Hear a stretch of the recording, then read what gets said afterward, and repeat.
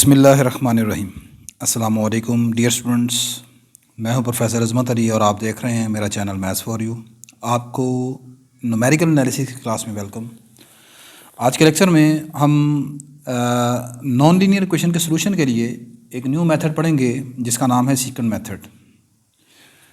इससे पहले हम method of bisection, regular falsi method, Newton Raphson method ये पढ़ चुके हैं। आज हम नॉन लीनियर इक्वेशन को सॉल्व करने का चौथा मेथड जो है उसके ऊपर डिस्कशन कर रहे हैं। मैंने लिखा जी कि first natural question is what is the secant method and why would we want to use instead of the Newton Raphson method. पहला हमारा जो क्वेश्चन यहाँ पर रेज होता है वो ये है कि आप सीकेंट मेथड क्या है और आप इसे सीकेंट मेथड को न्यूटन रेफसन मेथड की जगह की बजाय क्यों इस्तेमाल करते हैं। तो उसका आंसर ये है, the Newton Raphson method is of solving a non linear equation f of x is equal to 0 is given by the iterative formula xn + 1 is equal to xn minus F of xn minus f dash xn। हम जानते हैं कि आपके पास जो Newton Raphson method है ये एक iterative method है और इसमें जो इसकी n+1 अप्रॉक्सीमेशन है उसका फार्मूला ये होता है। One of the drawback of Newton Raphson method is that you have to evaluate the derivative of the function. यही वजह है कि न्यूटन रेफसन मेथड की जगह हम दूसरा जो मेथड है उनको इस्तेमाल करते हैं। वन ऑफ द रीज़न क्या है, डेरिवेटिव ऑफ द फंक्शन आपको एवेलुएट करना पड़ता है। अब ये एवेलुएट करना पड़ता है तो आपके समझ में आ रहा होगा, तो फिर उसमें कौन सा मसला है जी। उसमें मसला ये है, sometime computing derivative becomes very tedious. For example, suppose we want to solve the equation sin x whole power sin x plus cos x whole power cos x equal to 1। अब यहाँ से हमारा जो फंक्शन बनेगा F of x is equal to बनेगा sin x whole power sin x plus cos x whole power cos x -1। इसको इधर ले आएंगे -1, ठीक है। अब यहाँ पर आप देखें कि इस फंक्शन का अगर आपको मैं कहूँ कि डेरिवेटिव आप कैलकुलेट करें तो F dash X is some way difficult to calculate, ठीक है। अब इसका डेरिवेटिव कैलकुलेट करना कोई इतना आसान नहीं है। जब इसका डेरिवेटिव कैलकुलेट करना आसान नहीं है तो यही वजह है कि यहाँ पर न्यूटन रेफसन मेथड को इस्तेमाल करना अक्लमंदी का तकाज़ा नहीं है। तो फिर अब करना क्या चाहिए? To overcome this problem we use an alternative method that is similar as regular falsi method that is called secant method. अब इस इक्वेशन को सॉल्व करने के लिए हम एक दूसरा मेथड इस्तेमाल करते हैं जो कि सिमिलर है रेगुलर फाल्सी मेथड की तरह और जिसको हम यहाँ पर कहते हैं सीकेंट मेथड।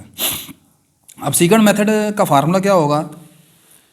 हम जानते हैं कि आपके पास किसी भी फंक्शन का जो डेरिवेटिव है वो ओवर द इंटरवल xn - 1 से xn, उसको आप ऐसे लिख सकते हैं। As you know, derivative of the function f dash x can be find as f of x minus F of a over x minus a, ठीक है। ये फार्मूला आपने डेरिवेटिव का पढ़ा हुआ है, ठीक है।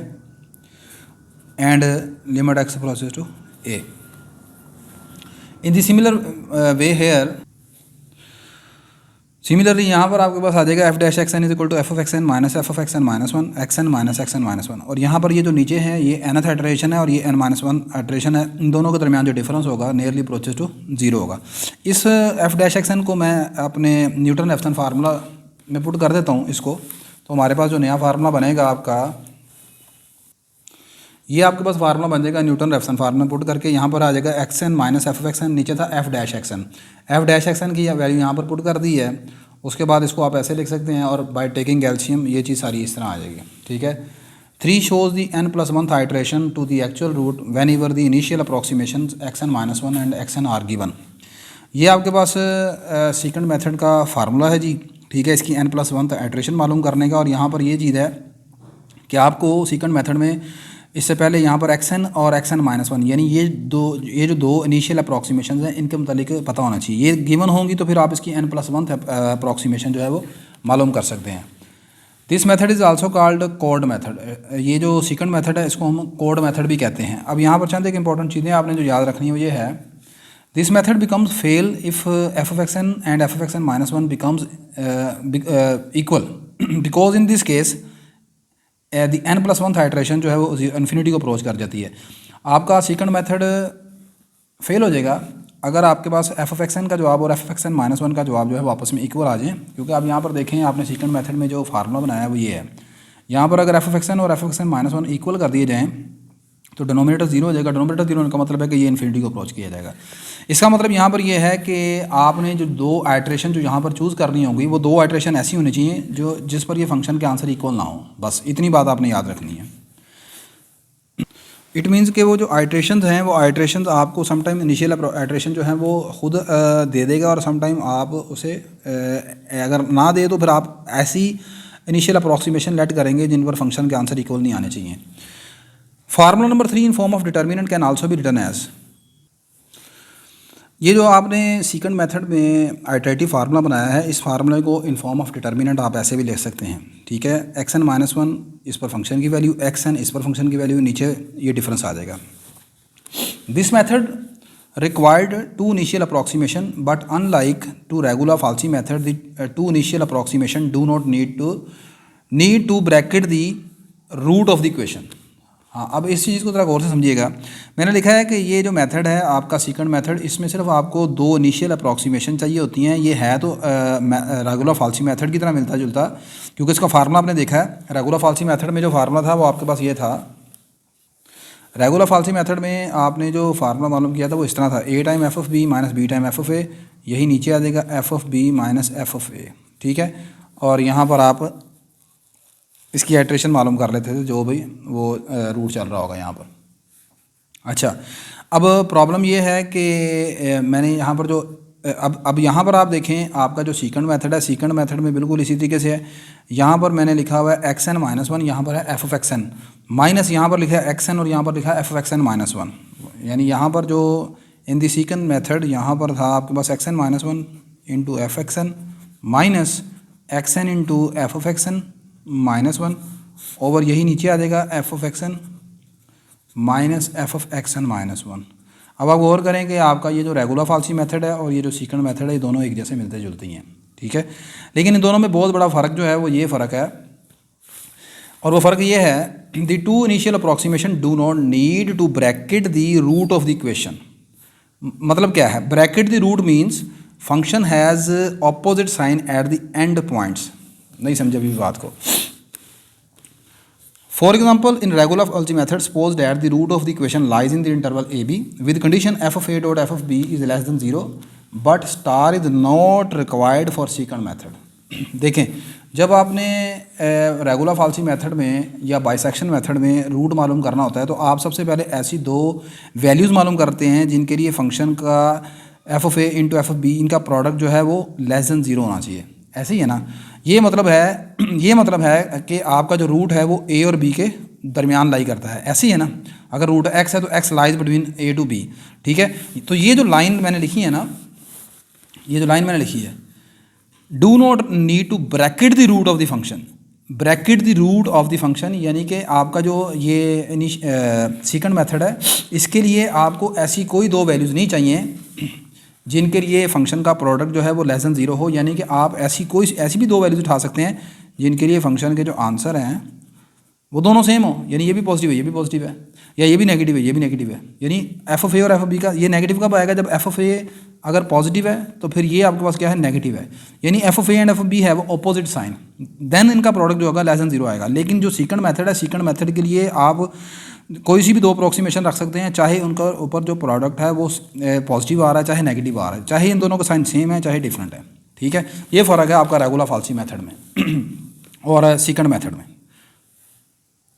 अगली चीज़ आपने याद रखनी है कि method of bisection and regular falsi method are called bracketing method. ये ब्रैकेटिंग मेथड होते हैं दोनों, रेगुलर फाल्सी मेथड और बाइसेक्शन मेथड। क्यों ब्रैकेटिंग मेथड है इसकी मैंने आपको वजह बता दी है कि इनका रूट निकालने के लिए सबसे पहले आपको वो दो वैल्यूज़ चाहिए जिनके लिए फंक्शन के साइन जो है फंक्शन है वो अपोजिट साइन, उनके साइन अपोजिट हैं, और जिन दो वैल्यूज़ पर फंक्शन के साइन अपोजिट होंगे आप जानते हैं उन्हीं में उसका रूट लाई करेगा। वाइल न्यूटन रेफसन मेथड जिसके लिए हमें सिर्फ एक इनिशियल अप्रोक्सीमेशन चाहिए एंड सीकेंड मेथड जिसके लिए हमें दो इनिशियल अप्रोक्सीमेशन चाहिए, ये दोनों को आइटरेटिव मेथड बोलते हैं क्योंकि इनके आइटरेटिव फार्मूले हमारे पास मौजूद हैं। पांचवी बात, सीकेंड method is an open method and मे और मे नॉट कन्वर्ज। ये एक ओपन मेथड है, ये कन्वर्ज कर भी सकता है कन्वर्ज नहीं भी कर सकता। अब मतलब कन्वर्ज करने का क्या मतलब है? यानी कि ये हमें रूट के मुतालिक रूट बता भी सकता है और नहीं भी बता सकता। ठीक है, however when सीकेंड method converges it will typically converges faster than bisection. ये ओपन मेथड का मतलब ये है कि इसमें चूँकि हमें ये नहीं पता होता कि सेकंड मेथड में कि आपने कौन सी वो वाली दो वैल्यूज़ उठाई हैं जिनके लिए फंक्शन का साइन ऑपोजिट है। ठीक है, आप कोई से भी दो वैल्यूज उठा सकते हैं। मिसाल के तौर पर ओपन मेथड का मतलब क्या है देखें, मैं कहता हूँ जी मेरे पास फ़र्ज़ करें इक्वेशन है X square minus one equal to zero. आप जानते हैं इस इक्वेशन का जो दो रूट हैं वो है X equal to one, X equal to minus one. ठीक है, अब एक बच्चा एक स्टूडेंट जो है वो ये वाला इंटरवल उठाता है -2 से लेकर +2 के दरमियान। ठीक है, अब -2 से लेकर +2 के दरमियान फंक्शन का आंसर क्या आते हैं, एफ ऑफ -2 का जवाब आएगा -2 का square 4 - 1 that is equal to 3। ठीक है, और एफ ऑफ 2 का जवाब कितना आएगा 4 - 1 डैट इज़ इक्वल टू 3। ठीक है, अब ऐसी सूरत में वो अगर तो इस्तेमाल करता है सीकेंड मेथड, तो सीकेंड मेथड इसके ऊपर चल जाएगा क्योंकि इसमें सीकेंड मेथड के मुताबिक इन दोनों के साइन पॉजिटिव हैं तो नो प्रॉब्लम, दोनों के साइन सेम है। ठीक है, ऑपोजिट नहीं है। अगर वो इसके ऊपर सीकेंड मेथड बताता है तो सीकेंड मेथड के मुताबिक आप जानते हैं यहाँ पर -1 और +1 दोनों ही रूट इसके अंदर है। सीकेंड मेथड इस मरतबा आपको इसका आंसर बता देगा। ठीक है, अब फ़र्ज़ करें कि मैं यहाँ पर एक इक्वेशन उठाता हूँ x इंटू एक्स स्क्वायर -1, इसको बना लेते हैं हम एक्स क्यूब माइनस एक्स। अब जानते हैं इसके 3 रूट हैं इस इक्वेशन के, इसके एक रूट 0 है और 2 रूट +-1 है। ठीक है, आपने फ़र्ज़ करें इंटरवल ये वाला उठा लिया है, आपने इंटरवल उठाया जी 3 से लेकर 4 तक। क्लियर होगी बात कि नहीं। अब 3 से 4 तक फंक्शन के कोई साइन चेंज नहीं होंगे। 3 पर आंसर कितना आएगा, एफ ऑफ 3 पर इसका आंसर आएगा 3 का cube -3 27 - 3 that is equal to 24। और एफ ऑफ 4 पर इसका आंसर बनेगा 4 का cube -4 that is equal to 64 - 4 that is equal to 60। यानी दोनों पर आंसर पॉजिटिव है। अब अगली बात सुनिएगा, इन दोनों पर आंसर पॉजिटिव है, आपने सीकेंड मेथड लगा दिया। अब सीकेंड मेथड लगाया है इस इंटरवल पर 3 और 4 के ऊपर। ठीक है, आप जानते हैं कि रियल में इन दो ये 3 और 4 के दरमियान इसका कोई भी रूट नहीं है, लिहाजा ऐसी सूरत में सेकंड मेथड आपको इसका रूट नहीं बता सकेगा। ठीक है, ये मतलब है कि ये ओपन मेथड है। जबकि मेथड ऑफ बाइसेक्शन या method of regular falsi method में अगर आप इस इक्वेशन का रूट मालूम करना चाहते हैं तो आप लाजमन पहले वो दो वैल्यूज़ मालूम करेंगे जिनके लिए इसके साइन चेंज होते हैं। ठीक है, और साइन चेंज होने का मतलब है कि वो इस बात की गारंटी है कि लाजमन आपका रूट जो है वो उन दो वैल्यूज़ के दरमियान है। ठीक है जी, तो मैं यहाँ पर बात कर रहा था कि सीकेंड मेथड जो है वो कन्वर्ज कर भी सकता है, नहीं भी कन्वर्ज कर सकता, ये एक ओपन मेथड है। दूसरी बात ये है कि सीकेंड मेथड अगर कन्वर्ज करेगा तो टिपिकली बाइसेक्शन मेथड से ज़्यादा फास्टर कन्वर्ज करेगा, मतलब जल्दी रूट बताएगा। लेकिन न्यूटन रैफसन मेथड से ये जो कन्वर्जेंस है इसकी स्लो होती है। ये बात इसलिए लिखी है कि आपके पास पेपर में समटाइम ये पूछा भी जाता है कि which of the method is best to find the root of the non linear equation among bisection method, Newton Raphson method या सेकंड मेथड। तो Newton Raphson method is one of the best method, but अगर आप इसमें function का derivative निकालना आसान हो तो ये बात आपने साथ लिखनी है। और इन दोनों के साथ दोनों में कंपैरिजन में कि बाइसेक्शन में और सेकंड मेथड में, सेकंड मेथड अगर कन्वर्ज करे तो आप कहेंगे जी कि क्योंकि बिकॉज ये एक ओपन मेथड है, लिहाजा अगर ये कन्वर्ज करेगा तो बाइसेक्शन मेथड की निस्बत ज़्यादा जल्दी कन्वर्ज करेगा। नेक्स्ट यहाँ पर एक एग्जांपल आपके सामने मैंने लिखा जी, solve the equation up to 3 dp, dp mean decimal places. ये इक्वेशन आपको दी हुई है, क्यूबिक इक्वेशन है। बाय यूजिंग आपने सेकंड मेथड इसका रूट मालूम करना है। और मैंने लिखा कि अगर रूट आपके पास 0 और 1 के दरमियान है तो फिर आप इसका रूट मालूम करें। ठीक है जी, ये इक्वेशन मैं पहले भी सोल्व कर चुका हूँ अपने प्रीवियस लेक्चर्स में। ठीक है, यहाँ पर आपको रूट बता दिया गया इसके दरमियान है, तो बस आपने दो इनिशियल अप्रॉक्सीमेशन उठानी है। यहाँ पर मैंने लिखा जी कि एफ ऑफ एक्स हमारे पास ये है, यहाँ पर इनिशियल अप्रॉक्सीमेशन इसका पहला एंड पॉइंट आ गया और x1 जो है वो 1 आ गया। लाजमी नहीं कि आप यही दो लें, आप इसके दरमियान कोई सी भी दो और वैल्यूज़ भी उठा सकते हैं। 0 और 1 के दरमियान आप 0.5 और 1 ले लें। ठीक है, नो प्रॉब्लम, कोई सी भी दो इनिशियल दो अप्रॉक्सीमेशन उठा सकते हैं जो इसके दरमियान हों। अब अगली बात, चूँकि रूट आपको बता दिया गया कि इसके दरमियान है, इसलिए आपने इनिशियल अप्रॉक्सीमेशन इसी में से उठानी है। अब आप जानबूझकर इनिशियल अप्रॉक्सीमेशन ऐसे रखनी है कि x0 2 है और x1 3 है, तो वो गलत होगा। ठीक है, फिर आपका रूट नहीं निकलेगा क्योंकि रूट की गारंटी है कि इस मरतबा इसके दरमियान है। ठीक है, और दूसरी बात ये है कि फ़र्ज़ करें यहाँ पर मैं आपको इंटरवल नहीं देता और मैं आपको कहता हूँ कि आप सेकंड मेथड अप्लाई करें, तो फिर बेहतर ये है कि आपने इस मेथड को कन्वर्ज करवाना है तो आप थोड़ा सा यहाँ पर चालाकी से काम करेंगे कि आप ऐसी दो वैल्यूज़ मालूम कर लें जिसके दरमियान रूट इसका लाई करता है, जैसे कि बाइसेक्शन मेथड में आप करते थे। ठीक है, ताकि ऐसा ना हो कि बिला वजह आप आइट्रेशन निकालते रहें, कैलकुलेशन करते रहें और रूट निकले ही ना। ठीक है जी, तो लें जी, मैंने लिखा let x0 equal to 0 and x1 equal to 1 be the two initial approximation to the root as iterative formula for secant method is in the form of determinant ये डिटरमिनेंट के फॉर्म में मैंने ये फार्मूला लिखा है। ज़रूरी नहीं कि आप डिटरमिनेंट की शक्ल में लिखिए, आप डिटरमिनेंट ओपन करके लिख लेते हैं। मुझे ज़रा ये आसान लगा लिखने में, ये कर लिया। आगे मैंने ये टेबल की शक्ल में जो जितनी भी आइट्रेशन निकलती हैं उनका आंसर टेबल की शक्ल में लिख दिया है। यहाँ पर एफ ऑफ एक्स ज़ीरो का जवाब यानी एफ ऑफ ज़ीरो का जवाब -2 के बराबर है। एफ ऑफ एक्स वन का जवाब यानी कि एफ ऑफ वन जो है 1 के बराबर है। यानी कि फंक्शन की वैल्यूज़ पहली दो आइट्रेशन पर तो हमें चाहिए, ठीक है। लें जी, यहाँ पर मैंने n equal to one put किया। ये फार्मूले के मुताबिक मैंने ये जो चीज़ें मुझे चाहिए थी वो निकालनी है। फार्मूला आप जानते हैं, हमारे पास जो आइट्रेशन का है वो आपके सामने मैं आपको दिखा चुका हूँ कि नीचे मुझे एफ ऑफ एक्स एन और एफ ऑफ एक्स एन -1 पर वैल्यू चाहिए, तो एक कॉलम इसका बना लिया, एक कॉलम इसका बना लिया। दूसरा अगला कॉलम इसकी n+1 आइट्रेशन हमें चाहिए, इसका फार्मूला इसका कॉलम बना लिया आखिरी। तो ये 4 कॉलम मैंने बना लिए जी। n इक्वल टू 1 पर यहाँ पर n की जगह 1 पुट करेंगे, ये आ जाएगा एफ ऑफ एक्स ज़ीरो का जवाब है जी हमारे पास यहाँ पर -2, ये -2 आ गया। n की जगह 1 पुट किया, ये आ गया एफ ऑफ एक्स वन पर जवाब 1 के बराबर है। इसकी n+1 आइट्रेशन यहाँ पर पुट किया n की जगह 1, तो ये बन गया x2 यानी सेकंड आइट्रेशन पर जवाब। अब यहाँ पर फार्मूले के अकॉर्डिंग हमें चाहिए फार्मूला जो x2 का बनाएगा वो बनेगा x n की जगह 1 है x0, नीचे आएगा x1, यहाँ पर आएगा एफ ऑफ एक्स ज़ीरो, यहाँ पर आएगा एफ ऑफ एक्स वन, नीचे आएगा F of x one minus F of x zero, जब आप n की जगह 1 पुट करोगे, ठीक है। तो जोन सी कीमत जिस की है वो यहाँ पर पुट कर दी मैंने। पुट करने के बाद इसको सोल्व किया तो इसकी सेकंड आइट्रेशन का जवाब 0.667 आ गया।